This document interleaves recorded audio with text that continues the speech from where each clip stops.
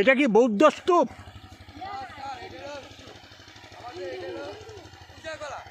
পূজা খোলা।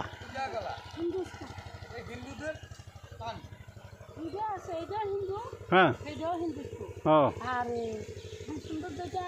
আচ্ছা, ও এটা তো বিষ্ণু মূর্তি মনে হচ্ছে। কি বলে? তাই নাকি?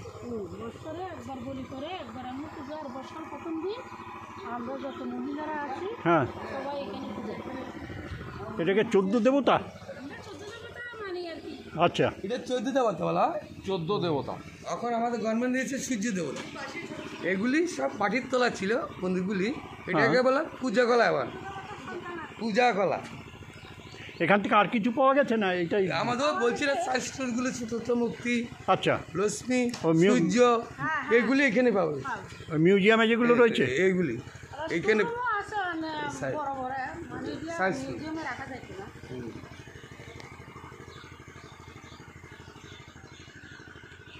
এমনিতে সরকার থেকে বলছে এটা সূর্যমূর্তি। আর্কিওলজিক্যাল দিয়েছে সূর্যমুক্তি, সূর্যমূর্তি বলছে। আর পাবলিক বলে সৌদি দেব।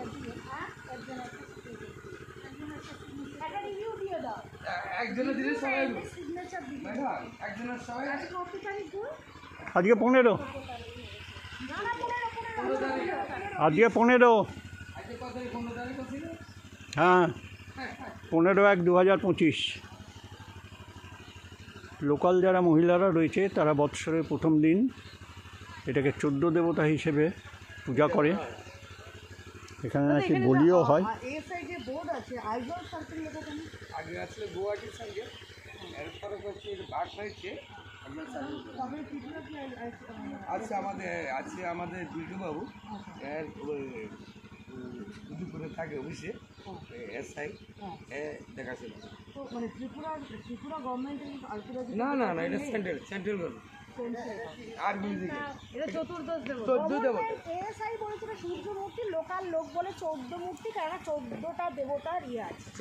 আর শুধু তাই নয়, বৎসরের প্রথম দিন মহিলারা এখানে পুজো করে এবং বলিও হয়। বৎসরের প্রথম দিন পাশে দেখো 14টা মূর্তি আছে। পূজা খোলা এক্সিবিশন সাইটে আপনারা পাবেন চতুর্দশ মূর্তি। এখানে 14টা দেবদেবীর মূর্তি আছে। ভালো করে খেয়াল করলে দেখবেন, দুপাশ দিয়ে টোটাল কাউন্ট করলে দেখবেন 14টা দেবদেবী আছে। আর এসআই বলছে সূর্য মন্দির, সূর্য মন্দির। আর মাঝখানে বিরাজ করছেন সূর্য দেবতা। অ্যাজ পার এসআই যেটা বোর্ডে ওনারা দেখেছেন, এটা সূর্য দেবতার মূর্তি। আর্কিওলজিক্যাল সার্ভে কি বলছে এটা সূর্য মূর্তি? হ্যাঁ, এই জায়গাতে মানে কলটা বসানো হয়।